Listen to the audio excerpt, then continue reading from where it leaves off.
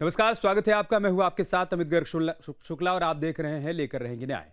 रोजमर्रा की जिंदगी में हर दिन होती हैं कुछ ऐसी खबरें जिन पर ठहरना बहुत जरूरी होता है। रोजमर्रा की जिंदगी में कई ऐसी घटनाएं घटती हैं जो हमारे मन को लगता है कि न्याय नहीं है। कई बार पीड़ितों को देखकर हमें लगता है कि इनके साथ तो न्याय होना ही चाहिए, लेकिन कभी किसी मंच से इनकी बात उठ नहीं पाती है। कभी ढंग से इनके कानूनी पहलुओं को समझने की कोशिश नहीं की जाती है। हमारा ये शो पीड़ितों की आवाज भी बुलंद करेगा और न्याय की लड़ाई में दलीलों और तर्कों की कसौटी पर हर मुद्दे को कसेगा भी। हम और आप जो सोचते हैं उसी को शक्ल देने की कोशिश है हमारा ये शो लेकर रहेंगे न्याय।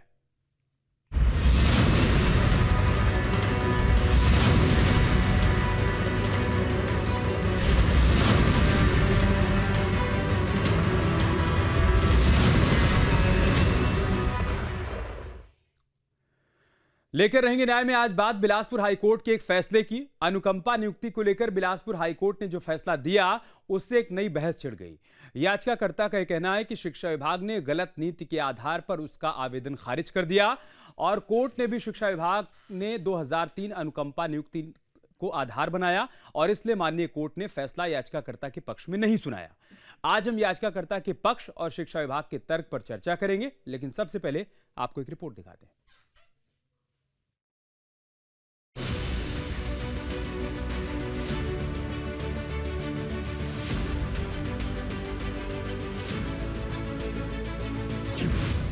गरियाबंद की स्मृति को न्याय का इंतजार। हाईकोर्ट से लगाई अनुकंपा नियुक्ति की गुहार। सरकारी सेवा के दौरान हुई मां की मौत। सहायक शिक्षिका थी स्मृति की मां। अनुकंपा नियुक्ति के एक मामले में बिलासपुर हाईकोर्ट की डिवीजन बेंच में सुनवाई हुई।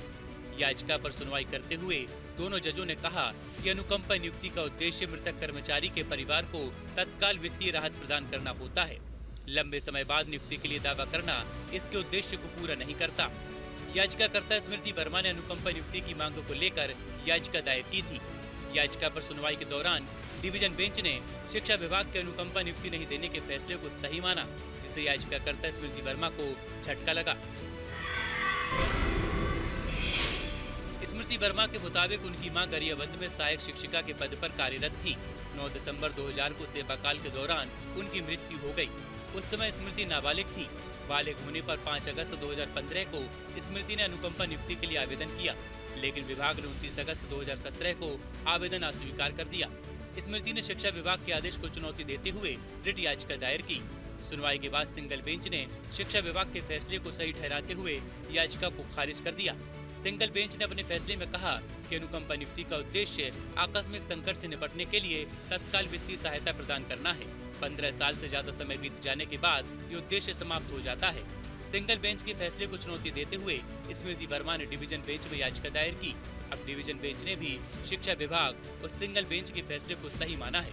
याचिकाकर्ता के वकील ने डिवीजन बेंच में अपनी पैरवी में कहा कि शिक्षा विभाग के अधिकारियों ने 2003 की अनुकंपा नियुक्ति नीति को गलत तरीके से लागू किया। वर्ष 2000 में स्मृति की मां की मृत्यु के समय 1994 की नीति लागू थी। अनुकंपा नियुक्ति के लिए कोई विशेष कानून नहीं है। ये नीतिगत निर्णय होता है शासन का, केंद्र शासन या राज्य शासन का नीतिगत निर्णय होता है। इस नीतिगत निर्णय का यह पॉलिसी बनाती है। केंद्र या राज्य सरकार अपने अपने राज्यों में पॉलिसी बनाती है। उस पॉलिसी में कुछ दिशा निर्देश निर्धारित करती है। उस दिशा निर्देश के अनुसार ही अनुकंपा नियुक्ति दी जा सकती है। अनुकंपा नियुक्ति के लिए ये है कि कर्मचारी की मृत्यु के 3 महीने से लेकर 1 वर्ष के अंदर ही संबंधित विभाग में आवेदन देना रहता है। जो निर्धारित समय दिया गया है उसके बाहर यदि आप कोई आवेदन करते हैं तो विभिन्न न्यायालय ये कहता है कि आपका जीविकोपार्जन सही रूप से चल रहा था, आपने इतने दिन बाद अगर आपने लगाया है तो आपको कोई अधिकार नहीं है, क्योंकि आप अभी तक आप अपना कैसे चला रहे थे इसको स्पष्ट नहीं किया, आपने अपना जीविकोपार्जन कैसे किया। स्मृति का कहना है कि 1994 की नीति आश्रित को वयस्क होने पर अनुकंपा नियुक्ति के लिए आवेदन करने की अनुमति देती थी, इसलिए 2015 में उनका आवेदन समय पर था। उन्होंने तर्क भी दिया कि उन्हें और उनके भाई बहनों को मां की मृत्यु के तुरंत बाद पिता ने छोड़ दिया था। उन्हें अपनी वृद्ध नानी के साथ रहने के लिए मजबूर होना पड़ा, जिससे परिवार आर्थिक संकट में पड़ गया। लेकर रहेंगे न्याय में हम जानेंगे कि क्या स्मृति वर्मा को अनुकंपा नियुक्ति देने के मामले में शिक्षा विभाग ने सही नीति का पालन नहीं किया या फिर स्मृति का अनुकंपा नियुक्ति का दावा नियम के मुताबिक गलत है। Team news state. और चर्चा की शुरुआत करें उससे पहले मेहमानों से आपका परिचय करवा देते हैं। हमारे साथ रुद्र विक्रम सिंह जी हैं, आप अधिवक्ता हैं सुप्रीम कोर्ट में। शोभना पाठक जी हमारे साथ जुड़ चुके हैं, आप अधिवक्ता हैं जबलपुर हाई कोर्ट में। बहुत स्वागत है आप दोनों का सर। मैं शुरुआत आपसे कर रहा हूं रुद्र विक्रम जी। इस मामले में शिक्षा विभाग का ये तर्क है कि 15 साल बाद स्मृति वर्मा की तरफ से आवेदन किया गया, मतलब समय सीमा बीत चुकी थी और यही कारण है कि आवेदन को रिजेक्ट किया गया। लेकिन स्मृति वर्मा का यह कहना है कि उनके आवेदन को गलत तरीके से कंसीडर किया गया। उनकी मां की मृत्यु सन 2000 में हुई थी, इस वजह से अनुकंपा नियुक्ति 1994 को कंसीडर किया जाना चाहिए।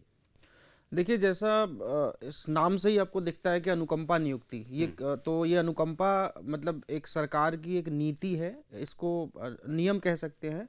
देखिए, दो चीज़ें होती है, एक तो नियम होता है, कानून होता है। अगर कानून है तो भाई आपको फॉलो करना पड़ेगा एट एनी कॉस्ट। लेकिन अगर कोई नियम है जिसको राज्य सरकार ने या केंद्र सरकार ने बना रखा है तो वो अपने हिसाब से बनाती हैं। और ये अनुकंपा नियुक्तियों में ऐसा देखा जाता है कि पहली जो कंडीशन है, जो state of Maharashtra versus Maruti में ऑनरेबल सुप्रीम कोर्ट ने एक दिशा निर्देश दिया था कि जो विक्टिम है या जो पिटिशनर है उसकी जो फाइनेंशियल कंडीशन है वो देखी जानी चाहिए। और फाइनेंशियल कंडीशन ऐसा माना जाता है कि भाई जिस समय मृत्यु होती है उसके बाद परिवार की जो हार्डशिप होती है, परिवार का जो कंडीशन होता है फाइनेंशियल, उसको देखा जाना चाहिए। और ये नीति इसलिए बनाई गई है कि तुरंत उसको एक फाइनेंशियल हेल्प मिल सके, इसके लिए वो किया जाना चाहिए। लेकिन अगर हम मौजूदा मामले में देखें, और ये 1994 की जो आप 1994-2003 के नियमों की बात कर रहे हैं, 1994 में ऐसा था कि कोई टाइम लिमिट ऐसा कोई स्पेसिफिक नहीं था। जबकि 2003 में इसको 1 साल किया गया, फिर मैक्सिमम 3 साल तक किया गया कि मैक्सिमम 3 साल तक आप ये इसमें कर सकते हैं।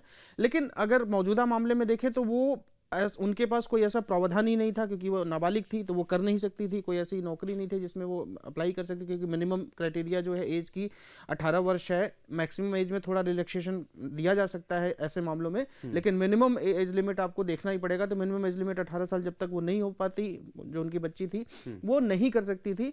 तो जब उन्होंने किया 2015 में, तो मुझे लगता है कि एक मानवीय आधार पर, क्योंकि देखिए ये कोई, मैंने पहले भी कहा कि कोई कानून नहीं है, हाँ, कानूनी अधिकार नहीं है, कोई उनका फंडामेंटल राइट नहीं है। लेकिन मानवीय आधार पर एक ये शिक्षा विभाग को कम से कम ये देखना चाहिए कि उनकी अभी फाइनेंशियल कंडीशन क्या है, उनकी मौजूदा फाइनेंशियल कंडीशन क्या है, और उसके आधार पर यह फैसला लिया जाना चाहिए शिक्षा विभाग द्वारा। शोभना पाठक जी, क्या मानवीय आधार पर 2015 में शिक्षा विभाग को स्वीकार करना चाहिए था आवेदन स्मृति वर्मा का? उनकी बात से, जो हमारे अधिवक्ता साहब है उनकी बात से मैं बिल्कुल रिलाय करती हूँ, एग्री करती हूँ कि मानवीय तथ्यों को अगर देखा जाए तो ये लाइबल है, उस जगह पे अनुकंपा नियुक्ति पाने की ये पात्रता रखती है। पहली बात तो ये महिलाओं को वैसे भी बहुत कंपनसेट किया जाता है, और 2013-2014 में मध्य प्रदेश में भी जो शिक्षा विभाग के अनुकंपा नियुक्तियों के नियम बने हैं उसमें महिलाओं को 5% एक्स्ट्रा दिया गया है।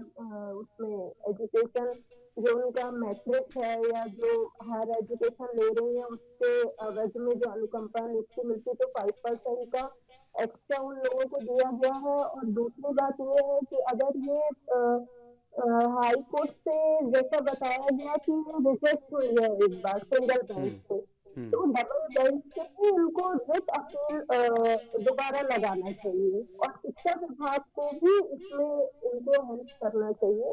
ये मेन शिक्षा नहीं, विभाग उन्होंने डिवीजन बेंच में याचिका लगाई थी, हाई कोर्ट से याचिका खारिज होने के बाद डिवीजन बेंच में याचिका लगाई थी। लेकिन डिवीजन बेंच ने भी यही कहा कि 15 साल बाद वो उद्देश्य विफल हो जाता है, क्योंकि अगर किसी की मृत्यु हुई है तो उस परिवार को त्वरित तो फायदा चाहिए, त्वरित आर्थिक लाभ मिलना चाहिए, लेकिन 15 वर्ष बाद अनुकंपा नियुक्ति का जो उद्देश्य है वो विफल हो जाता है, ये कहना है डबल बेंच का। तो 15 वर्ष की देरी क्यों हुई? इसमें शिक्षा विभाग की लापरवाही कहलाएगी। 15 वर्ष की देरी के कारण कि इन्होंने पूरा फायदा नहीं दिया पीड़ित परिवार को, या जो नए नियम या नई चीजों से इन्होंने गुमराह किया, तो शिक्षा विभाग की गलती कहलाएगी। इससे किसी प्रकार के कानून की गलती तो मुझे नहीं दिखती। कानून के सामने आप कोर्ट के सामने जो प्रेजेंट करोगे, कोर्ट उस अकॉर्डिंग फैसला लेगी। ठीक है। तो विभाग को ओके, करना चाहिए रुद्र जो विक्रम जी, कार्य। ऐसे कुछ मामले अगर आपकी जानकारी में हो जिनका आप जिक्र करना चाहें, कोई केस स्टडी जहां पर कोई समय सीमा ना रही हो और वहां पर परिवार को वाकई में किसी भी स्टेज पर जाकर आर्थिक मदद की आवश्यकता रही हो, अनुकंपा नियुक्ति की आवश्यकता रही हो और कोर्ट ने कहा हो कि इनको मिलनी चाहिए अनुकंपा नियुक्ति? देखिए, मैंने जैसा कहा कि 1994 का जो रूल था, 1994 का रूल जो अमेंड करके 2003 में नया रूल लाया गया, 1994 के रूल में ये व्यवस्था थी। उसमें जो अगर आप रूल 9 पढ़ेंगे तो उसमें सीधा सीधा ये लिखा गया था कि there is no time limit. जब अब आप जो है अनुकंपा नियुक्तियां जब करेंगे, सिर्फ आपको ये देखना है कि आपके डिपार्टमेंट में वैकेंसी है कि नहीं है। ये जो आप अनुकंपा नियुक्ति कर रहे हैं, ये 5% जो कोटा है उससे ज़्यादा तो नहीं रीच हो रहा है, और उनकी एजुकेशनल क्वालिफिकेशन क्या है, और ग्रुप सी और ग्रुप डी में ही आप नियुक्तियां कर सकते हैं। ये 1994 का रूल था।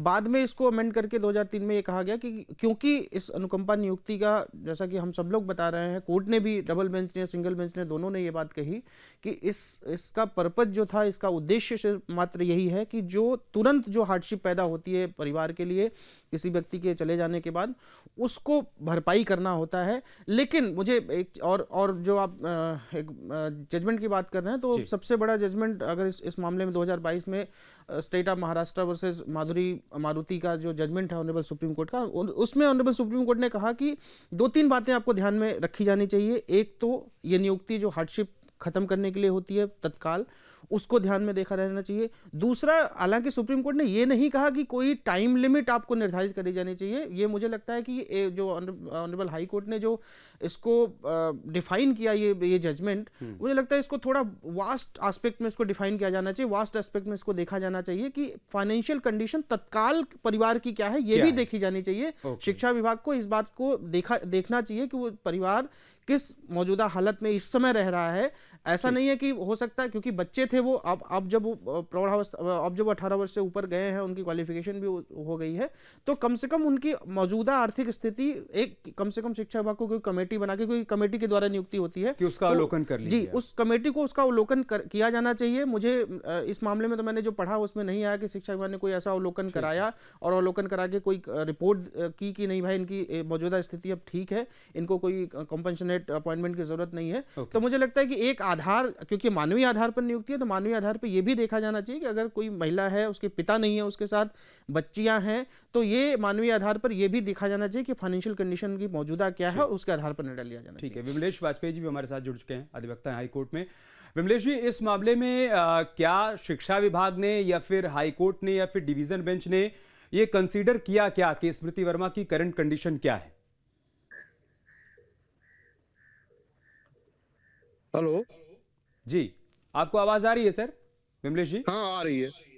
मेरा सवाल ये सर कि क्या इस मामले में शिक्षा विभाग ने या फिर माननीय हाई कोर्ट ने या डिवीजन बेंच ने ये कंसीडर किया क्या कि स्मृति वर्मा की इस वक्त कंडीशन क्या है, फाइनेंशियल कंडीशन क्या है?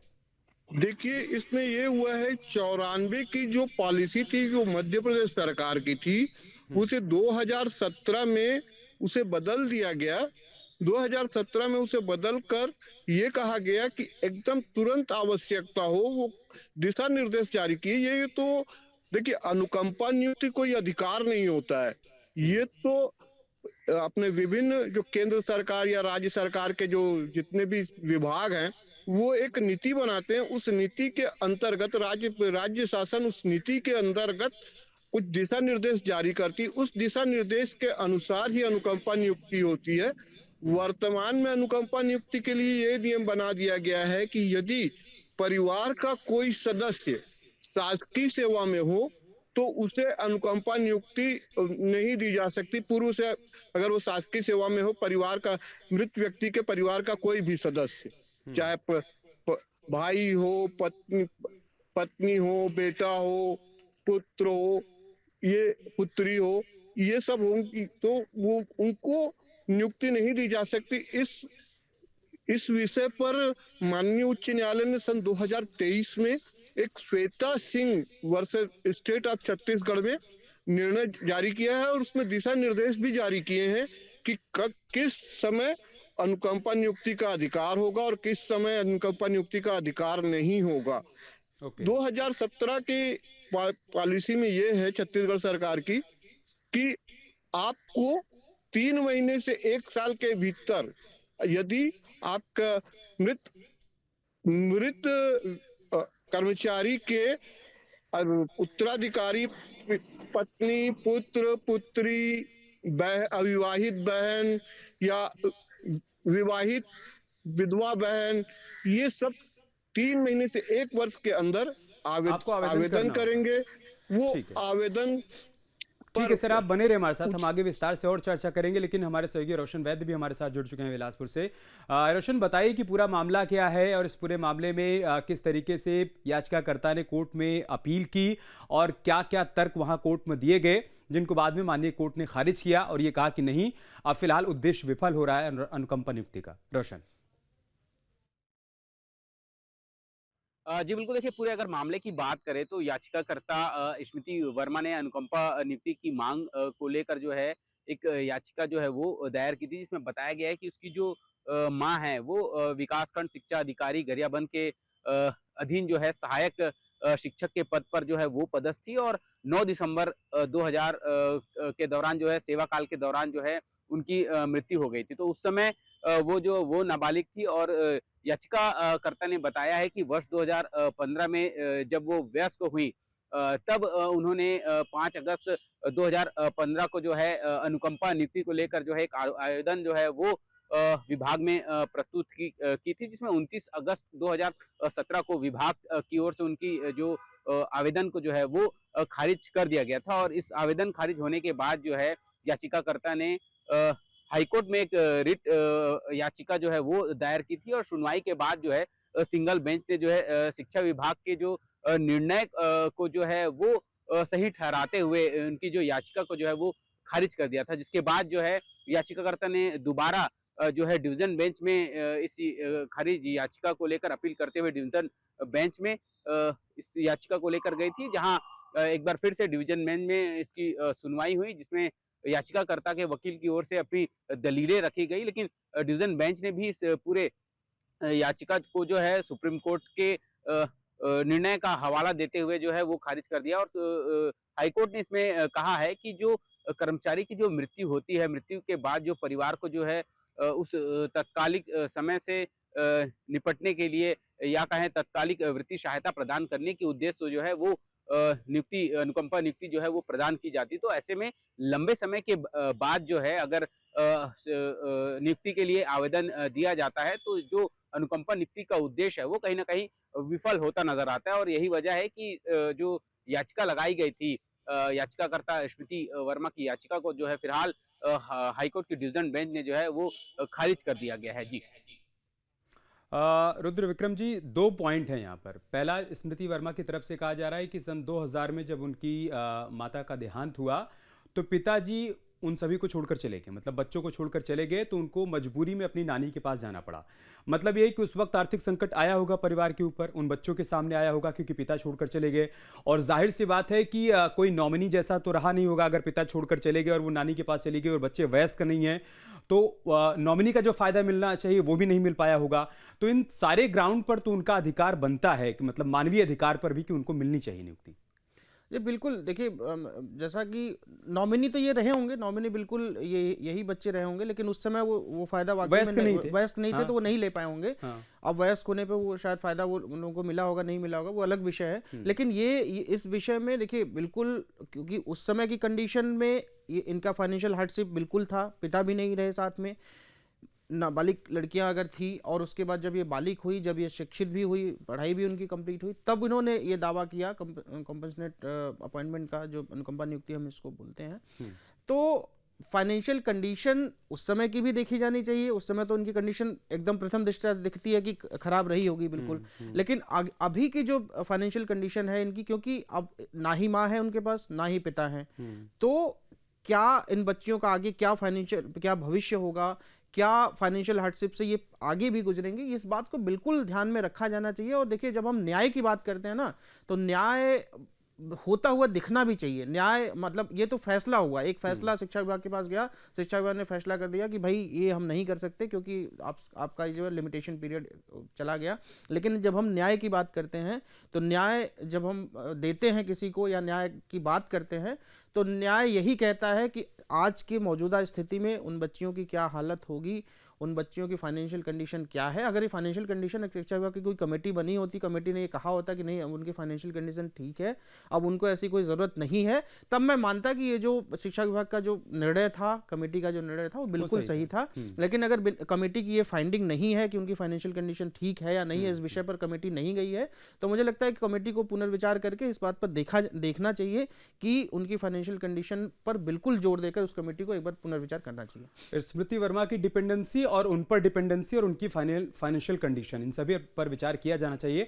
शोभना पाठक जी, अभी विकल्प क्या क्या बचते हैं? अगर शिक्षा विभाग ने भी रिजेक्ट कर दिया आवेदन और उसके बाद माननीय हाईकोर्ट ने भी याचिका स्वीकार नहीं की और डिवीजन बेंच ने भी कह दिया कि नहीं, अब अनुकंपा नियुक्ति नहीं मिलनी चाहिए, उद्देश्य विफल हो रहा है, तो फिर अभी स्मृति वर्मा के सामने और क्या क्या विकल्प बचता है? देखिए, विकल्प में तो मैं ये बोलूंगी कि इस वक्त अपने सामने ये है कि अपन करंट चीजें सिचुएशन है, पहले तो ये देखना है कि हमको किस आधार पे, किस पॉइंट को लेकर के कोर्ट ने इस याचिका को खारिज किया है। अभी की स्थिति को सामने रखते हुए हमें डिवीजन बेंच में ही रिवीजन की अपील करना चाहिए, हाईकोर्ट से प्रेयर करना चाहिए कि हमारी ये फाइनेंशियल कंडीशन है। उस वक्त की स्थिति में हम माइनर थे, हम उस जगह एलिजिबल नहीं थे, और इस वक्त की स्थिति में हम यहाँ पे मेजर हैं, एलिजिबल हैं कि हम उस पात्रता को पा सकते हैं। इस ग्राउंड को लेते हुए हमें हाईकोर्ट में रिवीजन अपील में जाना चाहिए और हाईकोर्ट से प्रेयर करनी चाहिए। मुझे पूरी उम्मीद है कि अभी करंट सिचुएशन को देखते हुए और पुरानी सिचुएशंस को देखते हुए अगर as per point, as per law अपन जाते हैं तो हमको वहाँ हाईकोर्ट से न्याय जरूर मिलेगा। किसी केस का आप जिक्र करना चाहें जिसके जरिए उनको मदद मिल पाए स्मृति वर्मा को, कि इसी लड़ाई को किसी और ने भी लड़ा था और उनको कामयाबी मिली थी? तो मध्य प्रदेश छत्तीसगढ़ का नहीं है, पर बिहार का हाँ जरूर एक मैटर है, क्योंकि अभी 2025-26 सितंबर को जो नई नीति लागू हुई है उसी नीति के आधार पर बिहार में अभी एक केस का फैसला हुआ है कि काफी लंबे समय बाद उनको न्याय मिला है, और वो उस आधार पे आप लगा सकते हैं, उसमें रिवीजन में जा सकते हैं। मैं तो यही बोलूंगी कि रिवीजन में आप अपील कर सकते हैं इस जगह पर। ओके, विमलेश वाजपेयी जी, रिवीजन की अपील कर सकते हैं, वो विकल्प अभी बचा है स्मृति वर्मा के सामने, और उम्मीद वो ये करें कि वहां पर फैसला उनके पक्ष में आएगा, या फिर वो अपनी तर्कों को, अपनी दलीलों को सही तरीके से वहां पर रख पाएं, अपनी एक्चुअल कंडीशन के बारे में बता पाएं रिवीजन याचिका में। हेलो जी विमलेश जी, आवाज मिल रही है आपको? हाँ जी, मिल रही। वास्तविकता ये है, आप अगर उच्च न्यायालय का निर्णय देखेंगे, सिंगल बेंच का या डिवीजन बेंच का, तो उन्होंने कहा है कि उन्होंने ये नहीं बता पाया कि अब तक उनका जीवन यापन कैसे चल रहा था, उनका जीविकोपार्जन कैसे चल रहा था। ओके, जो याचिका करता है उन्होंने ये नहीं बता पाया कि, और दूसरी इसमें ये है कि वो अगर उनको वो इस निर्णय से क्षुब्ध हैं तो वो माननीय उच्चतम न्यायालय में एसएलपी दायर कर सकते हैं। एसएलपी दायर करने के लिए वो ऐसा नहीं है कि वो मतलब किसी अधिवक्ता को नियुक्त करें, विधिक सहायता के आधार पर भी वो किस अपील एसएलपी दायर कर सकते हैं सुप्रीम कोर्ट में। सुप्रीम कोर्ट का जो भी निर्णय होगा वो उचित होगा। दूसरा, वो जो नामिनी वाली बात हुई, नामिनी के लिए ये है कि आपको, अगर आप उसके उत्तराधिकारी हैं तो उत्तराधिकार अधिनियम के तहत उनके जो भी बेनिफिट्स उनको मिलते हैं नौकरी के बाद या नौकरी के दौरान या नौकरी के बाद, उसके लिए एक उत्तराधिकार प्रमाण पत्र लेकर, उस उत्तराधिकार प्रमाण पत्र के आधार पर वो अपने आप को उत्तराधिकारी घोषित कर वो न्यायालय के माध्यम से वो अधिकार प्राप्त कर सकते हैं। दूसरा ये है कि ये तो मार्गदर्शक सिद्धांत है। आप अनुकंपा नियुक्ति के लिए आज तक न तो किसी भी राज्य में या केंद्र सरकार द्वारा कोई भी अधिनियम नहीं बनाया गया है जिसके आधार पर यह हो कि आपको अनुकंपा नियुक्ति आपका अधिकार हो। अनुकंपा नियुक्ति मानवीय आधार पर दिया ओके। जाता है, और मानवीय आधार ये कि आप ठीक है उसको सर। लंबे सर, समय closing comment तक आपका। नियमों में नहीं। क्लैरिटी नहीं है क्या अनुकंपा नियुक्ति को लेकर? देखिए जल्दी। नियमों में कोई क्लैरिटी नहीं भाई, कह रहा हूँ ये अपने हर राज्य सरकार की और केंद्र सरकार की अपनी एक नीति है जो एक होना भी चाहिए मानवीय आधार पर। और दूसरा उनका अभी लीगल राइट्स खत्म नहीं हुए हैं जैसा कि ठीक। हमारे अधिवक्ता साथी ने बताया कि स्पेशल पिटीशन वो सुप्रीम कोर्ट में भी फाइल कर सकती है और रिव्यू पिटीशन वहाँ भी फाइल कर सकते हैं। हालांकि रिव्यू का बहुत कम चांस होता है, तो स्पेशल पिटीशन का उनके पास चांस है, ऑनरेबल सुप्रीम कोर्ट में वो फाइल कर सकते हैं उसमें। ठीक है सर, बहुत बहुत शुक्रिया आप सभी का हमारे साथ जुड़ने के लिए, इस चर्चा का हिस्सा बनने के लिए। लेकर रहेंगे ना में फिलहाल इतना ही। खबरें जारी हैं, आप बने रहिए हमारे साथ। नमस्कार।